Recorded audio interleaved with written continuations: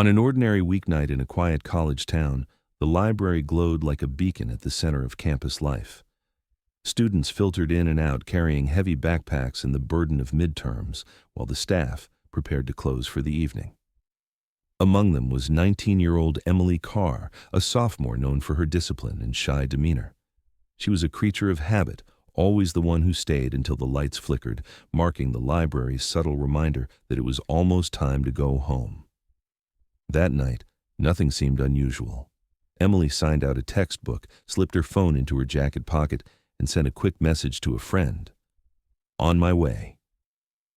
That was the last trace of her voice anyone would ever hear. When Emily failed to return home by midnight, her roommate assumed she had stopped by a late-night diner or decided to pull an all-nighter in one of the campus lounges. But by dawn, unease settled in. She hadn't answered texts, her phone had stopped ringing, and she had missed an early class she had never once skipped. That morning, her friends contacted campus security, who in turn notified local police. It was the beginning of a case that would grip the entire town for years. Detectives began piecing together Emily's last known movements. Security cameras inside the library clearly captured her gathering her books at around 9:45 p.m. The footage showed her walking toward the front doors, her hood pulled up against the late autumn chill. She looked tired but calm, scrolling briefly through her phone as she moved past the circulation desk. At 9:52, she pushed through the double doors into the night air. That was where the trail began to fray. The cameras outside the building told a different story. The primary unit that faced the front walkway caught only a glimpse of her figure before she moved beyond its angle. The secondary camera, positioned to cover the street, had been malfunctioning for weeks. All that remained was a few seconds of static. Investigators were left with the chilling reality. One moment Emily was visible, the next she was gone. Her friends recounted the final messages she had sent that evening. Around 9:30, Emily had texted her roommate that she was wrapping up and would be home soon. Minutes later, she sent a quick "on my way" to her best friend, who assumed she was already walking back. Neither message carried any sign of distress. Both were the ordinary shorthand of everyday life, mundane, unremarkable, and yet they became the final known communications of a vanished girl. The immediate search was swift. Police canvassed the area within hours, tracing the likely routes Emily would have taken home. Officers checked streetlights, alleyways, and bus stops. K-9 units were brought in, and for a short stretch, one dog appeared to pick up Emily's scent leading toward a narrow alley beside the library. But just as quickly as the trail started, it dissolved, leaving handlers frustrated and uncertain. Volunteers from campus and the surrounding community poured into the search, combing nearby parks, wooded trails, and the riverside path, all desperate to find even the smallest clue. Detectives questioned everyone who might have crossed paths with her that night. The library staff remembered seeing her leave, noting nothing unusual about her demeanor. Other students walking home recalled the glow of her phone screen as she headed out, but none remembered where she turned after stepping off the library steps. For investigators, the lack of eyewitnesses was a puzzle in itself. It was a weeknight in a bustling college town, yet somehow a young woman had vanished in plain sight without a single person noticing what happened next. As the first 24 hours stretched into 48, tension mounted. Police officers began to suspect abduction, while others wondered if Emily had left of her own accord. But those who knew her best dismissed the latter theory outright. Emily was not impulsive, nor was she secretive. She was dependable to a fault, the kind of friend who returned texts within minutes and kept her family updated constantly. For her to disappear without explanation was not just unusual, it was impossible. The town itself began to change. Parents grew wary of letting their children walk home from evening study sessions. Flyers with Emily's face lined telephone poles, bus stops, and storefront windows. Candlelight vigils were organized by classmates who could hardly comprehend how someone so familiar could simply cease to exist between the library door and her apartment less than a mile away. The fear was palpable, and it was only the beginning. By the end of the week, investigators returned to the grainy camera footage again and again, hoping to find something overlooked, a shadow, a passing car, a figure lingering just out of frame. but every review ended the same way. Emily stepped out of the library, walked across the entrance, and then vanished into the blind spot. A student's ordinary night of studying had transformed into a nightmare, and for detectives, the unanswered question loomed larger than any lead they had managed to gather. Where did she go in those missing minutes, and who, if anyone, was waiting for her? The first hours after Emily's disappearance were a blur of confusion and urgency. When her roommate and friends reported her missing, police understood immediately that time was critical. Within hours of the call, patrol cars fanned out across the college town, their headlights sweeping darkened streets that were normally silent by midnight. Officers retraced the path Emily should have taken home, scanning sidewalks, bus stops, and every open corner of the downtown district. Her phone went straight to voicemail, and her digital footprint showed no activity after her last 2 messages. For a 19-year-old who had never gone a day without checking in, it was a glaring sign that something was wrong. Shortly after sunrise, K-9 units arrived, their handlers moving with the quiet determination that comes from knowing how quickly scents fade. They started near the library entrance, letting the dog sniff a jacket from Emily's dorm room. At first, the results seemed promising. One dog pulled hard toward a narrow alley running along the side of the building, its nose low to the ground, body tense with focus. For several tense minutes, handlers and officers followed as the animal sniffed its way toward the end of the alley, and then, as suddenly as it began, the trail evaporated. The dog circled back, confused, unable to locate the scent again. It was as though Emily's presence had dissolved into thin air, swallowed by the night. That fragile lead was enough to mobilize a wider search. By mid-morning, word of Emily's disappearance had reached campus, and dozens of students joined the effort. Volunteers gathered in the quad, taking flashlights, maps, and instructions from officers. They formed lines to sweep wooded trails on the edge of town, scoured the riverbank for discarded items, and combed through nearby parking lots. Some whispered to one another, too afraid to say it aloud. The alley, the sudden loss of scent, had someone forced her into a vehicle? As daylight grew, so did the circle of the search. Officers checked abandoned buildings near the library and called in utility crews to inspect drainage ditches. Helicopters scanned from above, their spotlights casting pale beams across the quiet neighborhoods. The town, usually calm and unremarkable, became a stage for frantic activity. Yet every pass yielded the same result: no jacket, no bag, no trace of the girl who had simply walked out of a library and vanished. Detectives began knocking on doors, asking residents if they had seen or heard anything unusual the night before. A few neighbors recalled hearing a car engine idling near the alley, but none could provide a description. One student thought they saw someone in a hood walking quickly toward the bus stop at around the same time, but they admitted they couldn't be sure it was Emily. Each tip felt like a flicker of hope that quickly died in the face of uncertainty. By evening, the weight of the day settled in. Reporters gathered at the edges of the taped-off areas, broadcasting updates that offered little beyond speculation.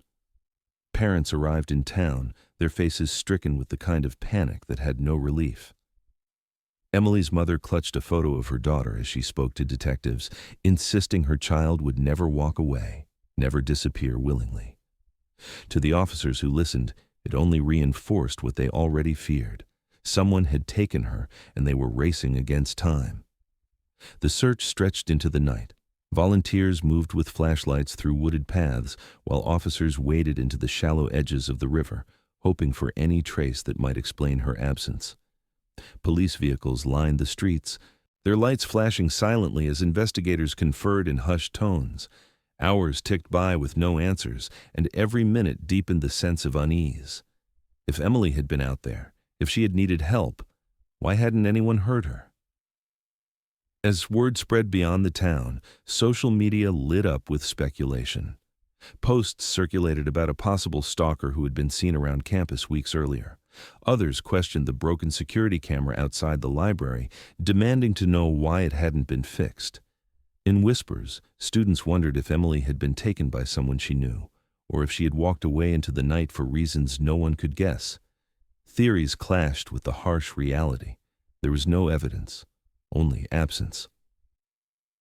By the time dawn broke on the second day, the search had grown into a coordinated operation, but still nothing tangible had been found. The alley where the dogs had lost her scent became the focal point, a place where investigators lingered, staring at the cracked pavement as if answers might rise from the ground. But the silence of the street told them nothing. Emily's trail ended there, leaving behind a single haunting question. Had she vanished by choice, or had someone been waiting in the shadows, ready to make sure she never made it home? Detectives began pulling at the threads of Emily's personal life, hoping one of them might unravel into an answer. The first avenue was the most obvious, those closest to her. Friends and family insisted she had no reason to run away, that she was deeply rooted in her studies, her social circle, and her future plans. Still, investigators needed to look beneath the surface. They started with her professors, checking attendance records and interviewing faculty to see if she had confided anything unusual. None reported warning signs. Emily was described as attentive, quiet, and diligent, the type of student who slipped under the radar but never raised concern. Her classmates painted a similar picture. They remembered her sitting in the same seat during lectures, keeping to a small group of friends, and avoiding the kind of social drama that often swirled through campus. Yet when detectives questioned those closest to her study sessions, a few details surfaced. Emily had been more distracted in recent weeks, one friend said, and she sometimes lingered in the library later than anyone else. Another admitted she'd confided in passing that she felt like someone had been watching her, though Emily brushed it off quickly and changed the subject. That offhand remark gnawed at investigators, but without more, it was little more than rumor. The most sensitive interviews centered on Emily's recent breakup. She had ended a relationship with a fellow student, Mark Hastings, only a month before she vanished. Detectives brought him in almost immediately. Mark appeared nervous but cooperative, recounting the end of their relationship as mutual, insisting there were no lingering hostilities. He claimed to have been at his fraternity house the night Emily disappeared, surrounded by witnesses. Investigators checked his alibi, finding that several members corroborated his story, though one admitted Mark had stepped outside for a brief period around the same time Emily left the library. That sliver of inconsistency kept detectives from ruling him out completely, though nothing tied him directly to the disappearance. Attention then shifted to Emily's digital life. Police combed through her phone records and social media accounts, looking for hidden conversations or secret plans. What they found was mundane. Messages about assignments, group chats with friends, updates exchanged with family. Nothing pointed toward hidden relationships or risky behavior. It was the absence of anomalies that made detectives uneasy. If Emily had been targeted, it hadn't come from someone who left a trace online. Meanwhile, rumors began to swell around campus. Several students reported a man seen loitering near the library in the days before Emily vanished. He was described vaguely, middle-aged, disheveled, carrying a backpack that seemed out of place among the students. Some claimed he had asked odd questions about closing times, while others thought he was simply homeless, seeking warmth in the colder nights. Detectives canvassed the area, showing composite sketches to staff and passers-by. A few nodded in recognition, but no one could provide a name. When officers finally tracked down a man fitting the description, their hopes for a breakthrough dimmed. He was a transient who admitted to spending nights near the library, but his story checked out. Surveillance footage from a nearby gas station placed him miles away at the time of Emily's disappearance. His presence had stirred suspicion, but his connection to the case dissolved under scrutiny. Like so many leads before, it collapsed into nothing. The weight of dead ends began to take a toll.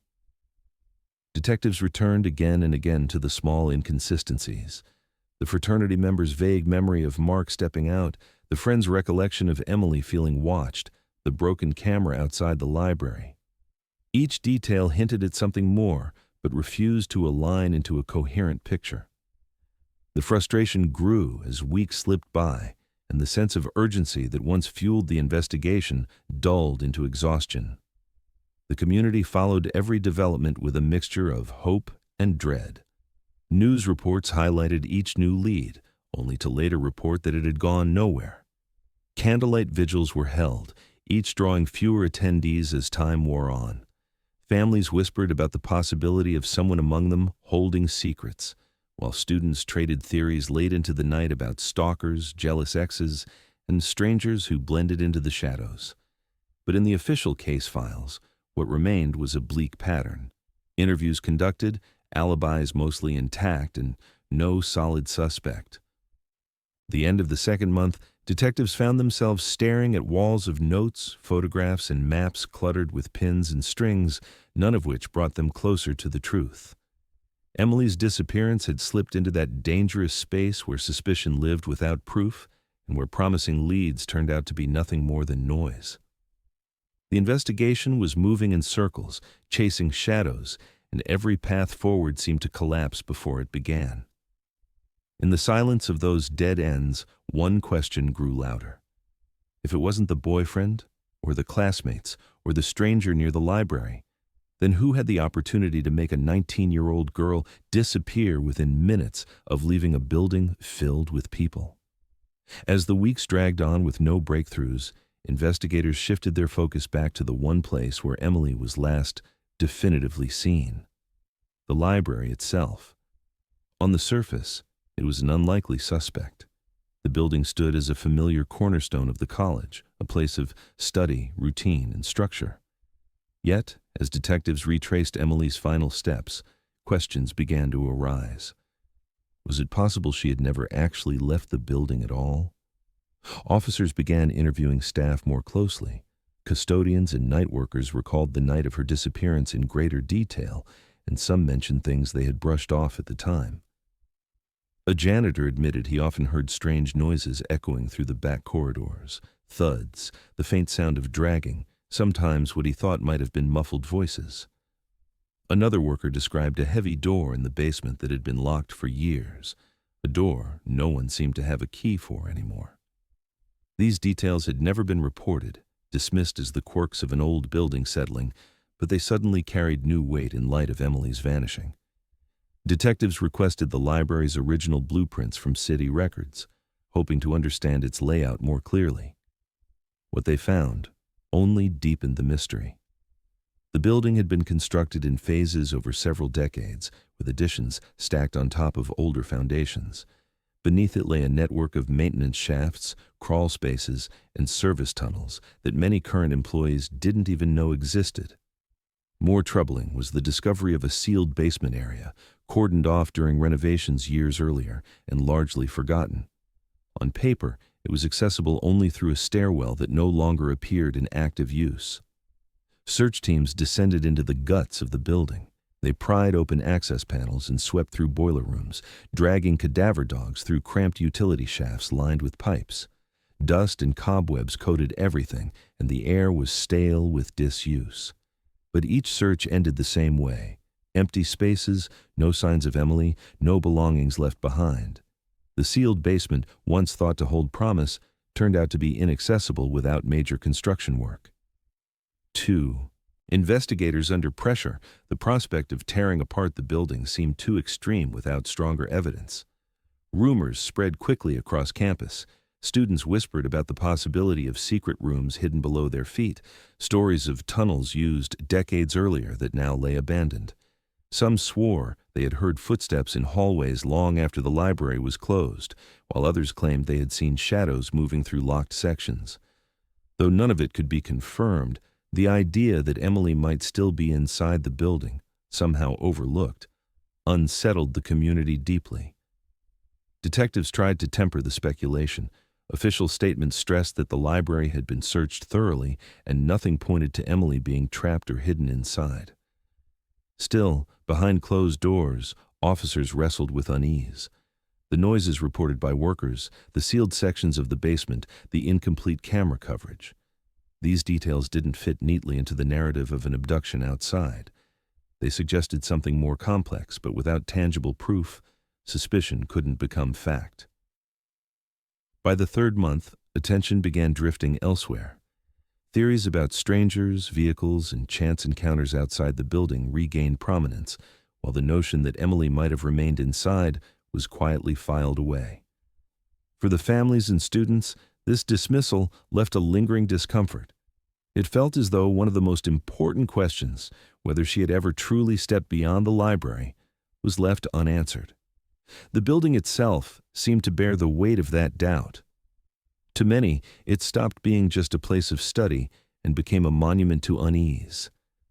Students who once felt safe studying late into the night now rushed home before closing, glancing nervously at the empty hallways. Staff avoided the back corridors, uneasy about the thought of what might lurk behind doors no one had opened in years. Despite reassurances from authorities, the rumors never fully died. Every strange creak, every unexplained echo through the stacks fueled whispers that the truth of Emily's disappearance was buried somewhere within those walls. And though official searches declared the building clear, the sealed basement door remained, a silent reminder of possibilities the investigation had left untouched. For investigators, the case was beginning to follow a dangerous pattern. Leads emerged, stirred hope, then collapsed into nothing. The library had given them more questions than answers, and with no new evidence surfacing, they were forced to look outward again.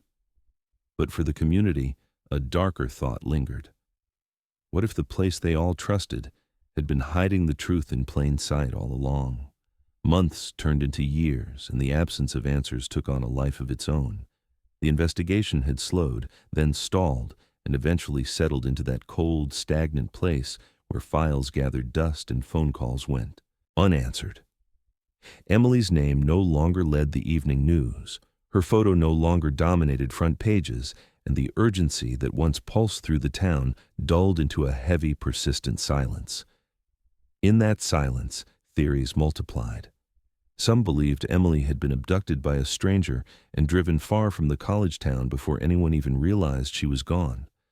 The alley where the scent trail had vanished seemed to support that possibility, as if she had been pulled into a waiting vehicle.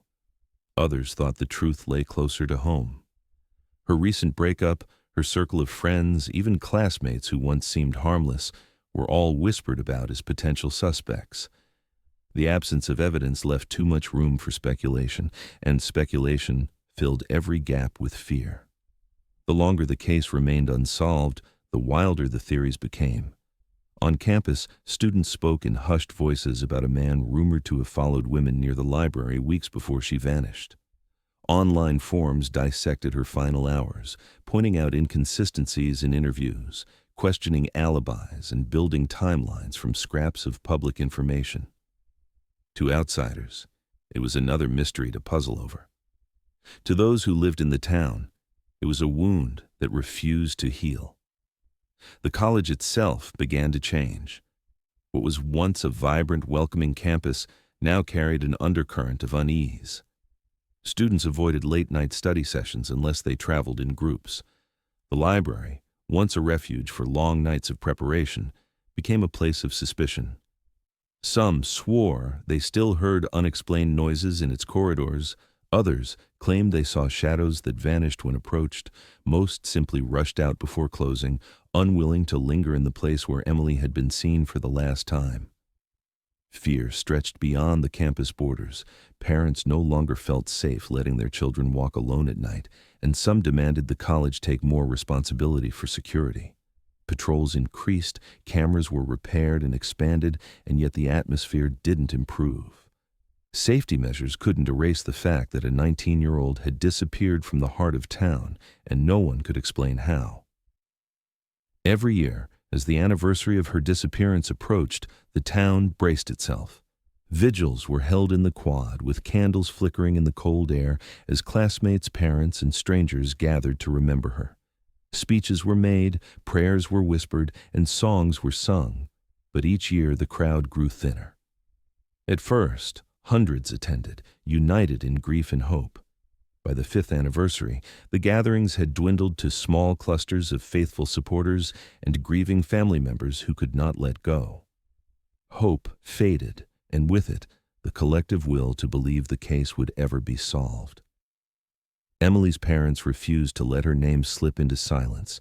They appeared at every vigil, spoke to every reporter who would listen, and begged authorities to keep the investigation alive. But behind their strength lay visible exhaustion. Each passing year without answers carved deeper lines into their faces, each unanswered question a weight that no parent should bear. The community, once united behind them, began to fracture. Some clung to the belief that justice would come eventually. Others muttered that perhaps Emily had chosen to leave, that the truth might not be what anyone wanted to hear. Theories spread like cracks in glass, branching into endless directions. Some were rooted in fear, others in denial. Was she taken by someone passing through town, never to be seen again? Was she lured by someone she trusted into a trap no one else could see? Or had she left of her own volition, escaping a life that seemed fine on the surface, but may have held private struggles? Each theory came with its believers, and each left others furious at the suggestion. What remained, year after year, was the ache of uncertainty. Emily's absence became part of the town's identity, a story whispered to newcomers, a warning spoken to freshman students arriving on campus. Her face on missing posters faded under the sun, replaced, and then faded again, a cycle that mirrored the investigation itself. The unanswered questions hardened into legend, and for those who had been there the night she vanished, it became impossible to walk through town without feeling her presence just beyond reach. By the 7th year, the case had become something else entirely, not just a missing persons file, but a ghost story that haunted the living. No matter how much people tried to move on, the unease lingered. Emily had vanished without explanation, and as the anniversaries passed, the fear never fully left. For the people of that town, life went on, but it went on with the quiet understanding that something terrible had happened in their midst, and no one had ever been held accountable. 7 years had passed since Emily Carr disappeared into the night outside the library, and with each year the chances of solving the mystery slipped further away. Detectives who had once walked the streets in tight formation, who had once filled conference rooms with maps and theories, now admitted quietly that most of the physical evidence was gone. Time had degraded what little they had collected, and much of it had never been conclusive to begin with. The scent trail lost in the alley meant nothing years later. The broken camera remained broken history, and the whispers of witnesses, already unreliable, had faded into vague recollections that could no longer be trusted. What lingered in her absence was not evidence, but obsession. While official case files stalled in cabinets, online sleuths pored over every available detail, piecing together timelines, debating motives, and speculating endlessly about what really happened between the library's front doors and the dark street outside. Blogs dedicated entire sections to her story. YouTube. Videos chronicled the night she vanished, and anonymous forums dissected the case as if answers might surface through sheer persistence. The point that consumed the most attention was the gap between the 2 security cameras outside the library. One had caught her leaving. The other should have picked her up walking toward the street, but in between lay an unmonitored stretch of concrete and shadow. That gap became the stage where theories thrived. Some insisted she was abducted in those few blind seconds. Others argued she slipped inside a waiting car with someone she knew. A smaller but persistent group claimed the gap explained nothing, that the true story was buried somewhere inside the building itself, in its forgotten stairwells and sealed-off rooms. The deeper the years went, the more the story transformed. To the new generation of students who arrived on campus long after Emily was gone, the case wasn't just an open file. It was legend. Her name was whispered during late-night study sessions, woven into warnings passed down by upperclassmen. "Don't walk home alone after dark," they would say. "Remember what happened to Emily Carr." The library, once a hub of safety and familiarity, took on a darker edge in the campus imagination. Its corridors felt colder after hours, its locked doors more menacing. Detectives who had worked the original case spoke occasionally to reporters, though their updates carried little weight. They admitted the trail had gone cold, that unless someone came forward with new information or remains were found, the mystery would remain unsolved. Each time they spoke, they mentioned the gaps in evidence, the broken camera, the missing phone, the lack of reliable witnesses. It was as if the case had been designed to frustrate. Nothing concrete, nothing actionable, only empty space where answers should have been. For Emily's family, the years were unkind.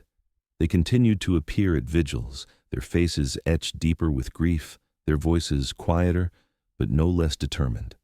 Her mother kept her bedroom exactly as it had been, unwilling to erase the last space where her daughter's presence felt tangible. Her father pressed police for updates, though by now he knew the words he would hear before they were even spoken. No new leads, no new evidence, no progress. Hope became a fragile thing, surviving only because letting go felt impossible. Meanwhile, conspiracy theories multiplied. Some locals were convinced Emily had been taken out of state, spirited away by a trafficker passing through town. Others clung to the idea of a stalker who had been reported lurking weeks before her disappearance, though no one could ever prove his involvement. The most unsettling theories pointed back to the library itself, to the sealed-off basement and strange noises staff had reported. To those who believed this, the explanation wasn't that Emily had been taken away at all, but that she had never left the building in the first place. The case became a mirror for the fears of those who studied it. For some, it was proof of predatory strangers who could strike anywhere, even on a college campus. For others, it was a story of betrayal, someone close to her hiding in plain sight. For many students, it was simply a reminder of their own vulnerability, the haunting idea that a person could vanish in seconds and leave nothing behind but silence. By the 7th year, the investigation existed more in folklore than in law enforcement records. Emily's face appeared in cautionary slideshows for campus safety orientations. Local news mentioned her only on anniversaries. Online sleuths kept her memory alive, dissecting every possibility. But in the absence of new evidence, their voices echoed in circles.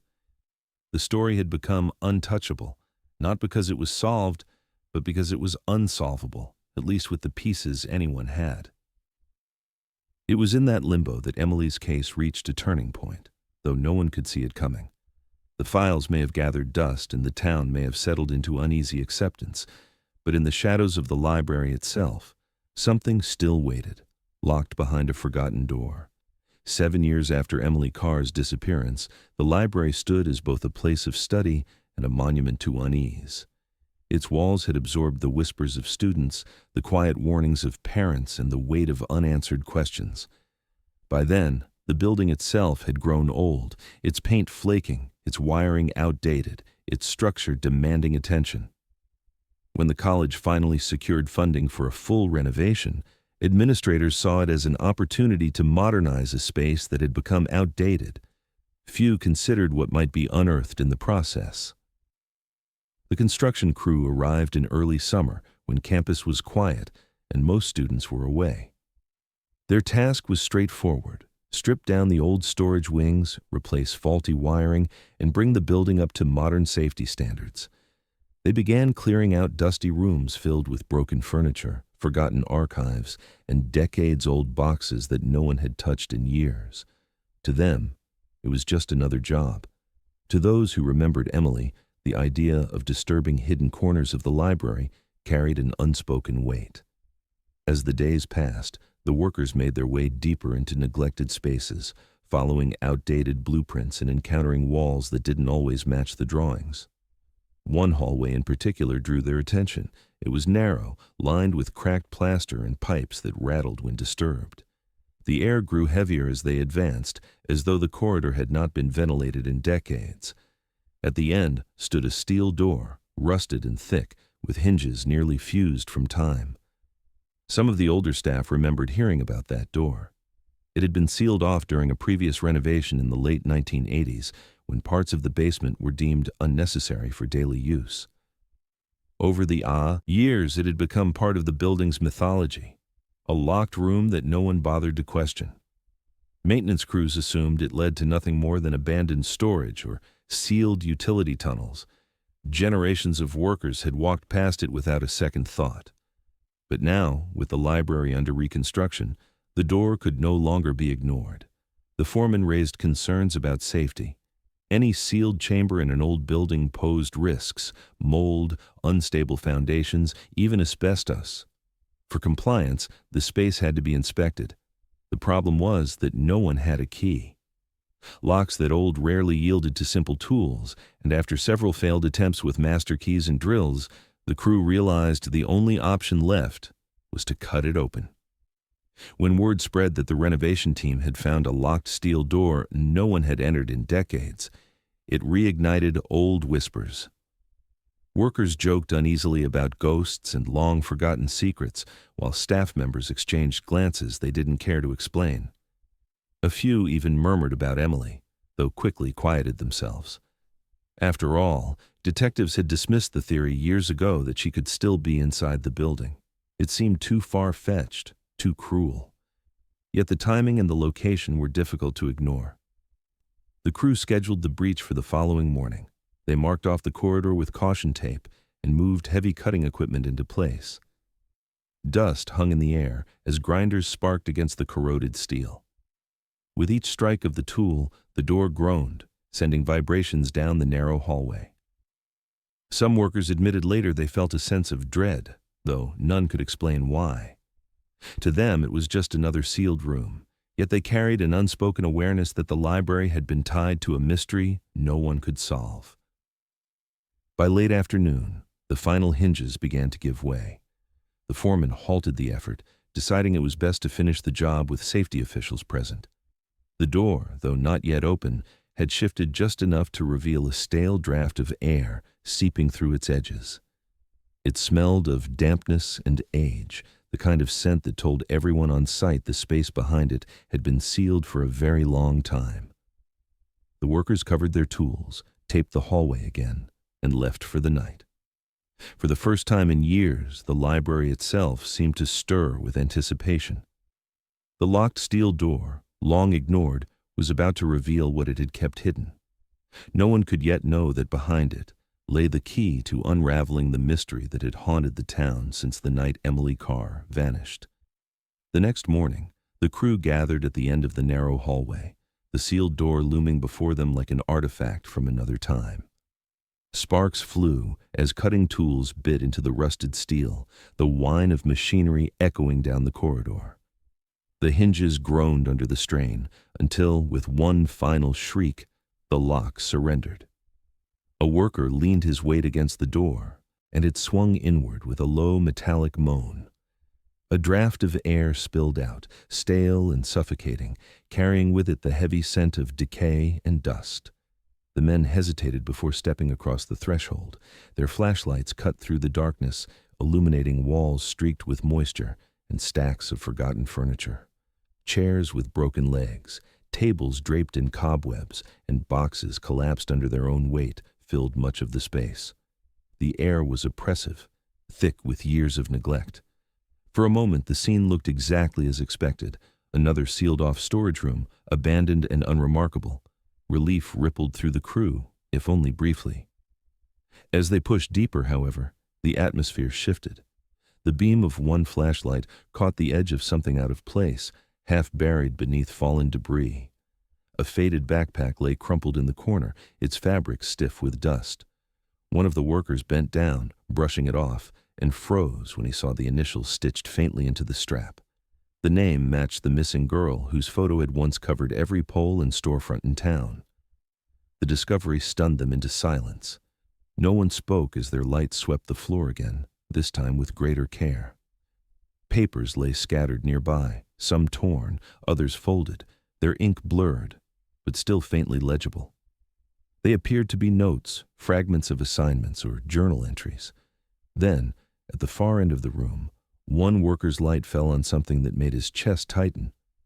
Draped across the edge of a rusted chair was a jacket, dusty but unmistakable, its distinctive color and design identical to the one Emily Carr had been seen wearing the night she walked out of the library and never returned. The weight of realization settled over them. This was no ordinary sealed storage room. This was evidence, perhaps the evidence the town had been waiting on for 7 long years. The workers backed away, their earlier bravado gone, replaced by the kind of fear that comes when an ordinary day's labor collides with a tragedy buried in time. The foreman, his voice low and unsteady, ordered the room cleared immediately. He stepped into the hall, dialed the police, and reported what they had found. Within minutes, the site transformed from a construction zone into a potential crime scene. Officers arrived quickly, their expressions tight as they crossed the caution tape and stepped into the forgotten chamber. They photographed every corner, every item, marking the locations where the backpack and jacket had been found. The discovery was too specific, too tied to Emily's disappearance to be dismissed as coincidence. Word spread quickly across campus. Students passing by saw the squad cars lined up in front of the library and the yellow tape sealing off entrances. Some whispered that they had known all along the answers were inside, that the building itself had always held the secret. Others stood in stunned silence, their minds racing through the stories they had been told since freshman year, never believing they would see the mystery crack open in front of them. Reporters arrived soon after, their cameras pointed toward the doors as they speculated about what lay inside. Police said little, refusing to confirm details until the evidence could be processed, but the whispers had already escaped. Everyone who had followed the case knew what the items meant: a backpack, scattered notes, a jacket that matched perfectly the one Emily wore on the night she vanished. For many, it was the first time in years that the name Emily Carr returned to the forefront of the town's consciousness, no longer just a legend, but an open wound torn fresh again. Inside the sealed room, officers worked in silence. They cataloged each piece of evidence, placing the items into bags with gloved hands. The jacket, though faded and stained with dust, was carefully preserved. The papers, fragile from years of exposure, were lifted gently onto trays for transport. The backpack, once a simple object of daily use, became a vessel of haunting significance. Each item told a story that was only beginning to be uncovered. The discovery marked a turning point. After 7 years of whispers, false leads, and dead ends, the library had yielded something tangible. But for those who stood outside waiting for news, one thought overshadowed all others. If her belongings were hidden in that sealed room, what else might the darkness of that basement hold? The sealed room was no longer just a curiosity hidden behind steel and rust. It was now a crime scene. By the following morning, forensic teams had taken over the site. Specialists in white suits and masks descended into the basement, their equipment cases clattering against the cracked floor as they prepared to comb through every inch of the chamber. The stale, damp air carried a weight that seemed to grow heavier the longer they stayed inside, as though the walls themselves resisted the intrusion. At first, the search confirmed what the construction crew had already uncovered. Emily's backpack, the scattered papers, and the jacket lay bagged and tagged, their locations carefully documented. But the investigators pressed further, sweeping their flashlights along the room's edges, brushing aside debris that had accumulated during the decades of neglect. That was when the deeper discoveries began to emerge. Near the base of the far wall, beneath a fallen wooden shelf, they found a small cluster of empty water bottles, their plastic yellowed with age. A few bore faded labels from brands no longer in circulation. Alongside them were the crumpled remains of food wrappers, so brittle that they tore at the slightest touch. Each was photographed, logged, and sealed, but the implications were unmistakable. Someone had been here long after the room was sealed, someone surviving on scraps while shut away from the outside world. The team pressed into the darkest corner of the basement, where the beam of a flashlight caught something pale jutting from the dust. At first, it seemed like nothing more than a shard of plaster, but as gloved hands brushed it clean, the shape became clear. It was bone, fragile, fragmented, and human. A hush fell over the team as they signaled the discovery, and within minutes the area was cordoned off for more delicate recovery. Piece by piece, they lifted what remained from the dirt, placing it carefully into evidence containers. Later testing would confirm what everyone already suspected: the fragments belonged to Emily Carr. After 7 years of questions, the certainty struck like a physical blow. She had been here, in this room, the entire time. The investigators turned their attention to the walls, and there they found the most chilling evidence of all. Scratches lined the concrete surface, etched in irregular patterns at varying heights. Some were shallow, others deep, as though made in desperation. The marks formed no words, no clear symbols, only frantic attempts to claw against confinement. It was as if the room itself bore witness to her final struggle. One investigator later admitted that of all the evidence collected that day, it was those marks that stayed with him the most. They were not just signs of presence, they were signs of suffering. Speculation spread immediately. How had Emily ended up here? The door had been locked from the outside, the steel hinges rusted solid. Had she been forced inside, trapped deliberately by someone who intended for her never to leave? Or had she stumbled into the chamber herself, only to find the door sealed behind her, accidental or otherwise? The presence of food wrappers and water bottles complicated the picture. Someone had either provided her with supplies for a time or she had managed to bring them in, but the condition of the room suggested she had not escaped, and in the end, her life had ebbed away in isolation, only feet below the world that searched desperately for her. Theories ignited once again, this time with more fuel than ever. For some, the evidence confirmed abduction. Someone must have held her captive, locking her away where no one would think to look. For others, it hinted at a cruel accident. Emily wandering into a forgotten part of the building, unable to force her way out. But the scratches, the wrappers, the belongings scattered on the floor, they painted a picture of time passing, of days or weeks endured before silence fell.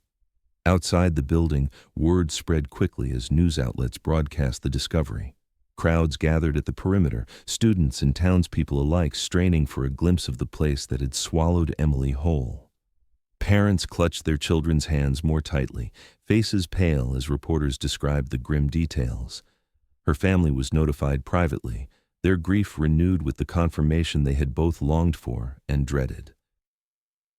By evening, the library stood encircled by police tape and floodlights. The basement had become the epicenter of one of the most haunting discoveries the town had ever faced. Emily's case was no longer just a disappearance. It was the story of a girl who had been locked away beneath the very building where she was last seen, hidden in silence while the world above searched everywhere else. The question that now loomed was not whether Emily had died, but how she had come to be there, and who, if anyone, had locked the door that sealed her fate.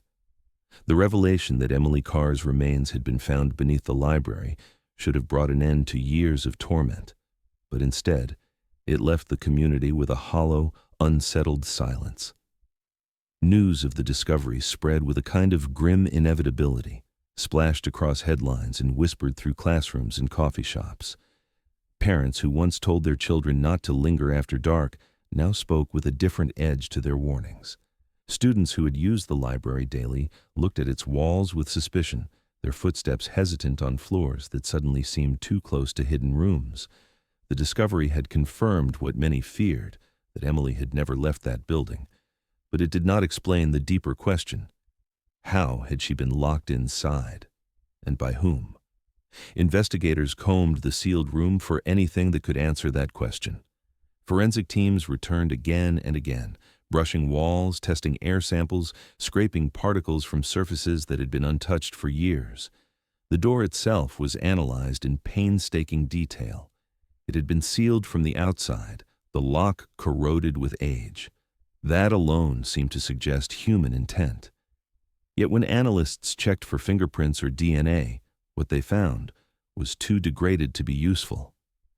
7 years of dust and dampness had erased what might have been proof.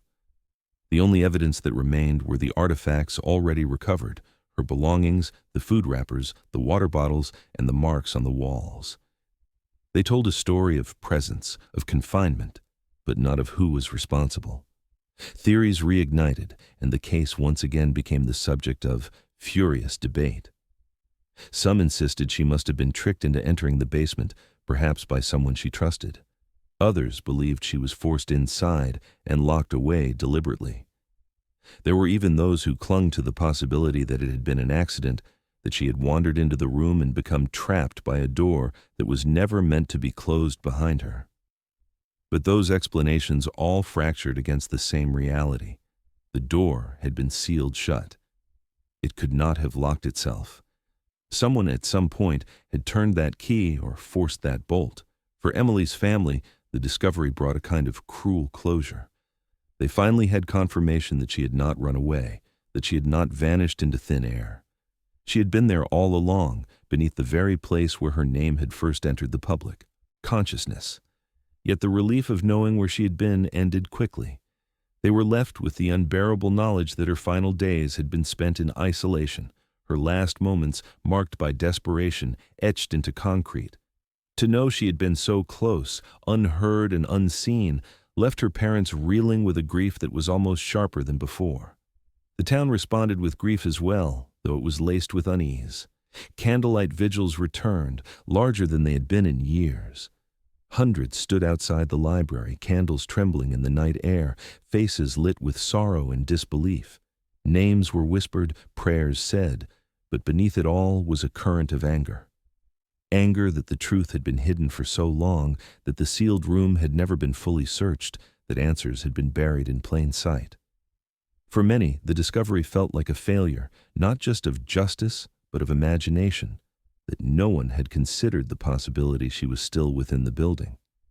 Authorities faced mounting pressure to assign responsibility, but the evidence refused to cooperate. Every path of inquiry ran into the same wall. Interviews with former staff yielded nothing concrete. Old maintenance logs provided no record of who last sealed the basement. Construction records were incomplete, blueprints contradictory. Each lead collapsed into fragments, offering no clarity.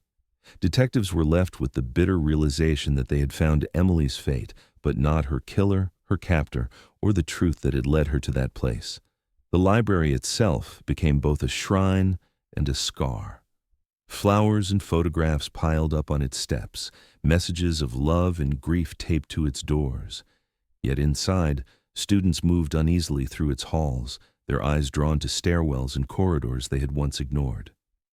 For many, the building no longer represented knowledge or safety, but the cruelty of silence and secrets. It became a reminder that even familiar spaces could conceal horrors, that trust in walls and routines could be shattered. As investigators closed their reports, the conclusion was careful and unsatisfying. Emily Carr had been discovered in a sealed basement beneath the library where she was last seen. The door had been locked from the outside. Evidence of human presence was clear, but the origin of her confinement remained unknown. The case, they admitted, was resolved only in part. They had answers, but not peace. Years later, her story continues to haunt those who remember it. Some still whisper about the person who must have locked that door, living undetected among them. Others argue it was negligence, a tragic accident made worse by oversight. But no matter which theory they choose, all are left with the same unshakable image: a 19-year-old girl, alive and struggling beneath their feet, while the world above searched everywhere else. Emily's case, once an open wound, has settled into legend, but the questions have never gone away. They linger in the corners of conversations, in the wary glances toward the library's basement, in the silence of unanswered prayers. Closure came, but justice did not. And the most haunting question remains suspended in time: who locked that door, and why?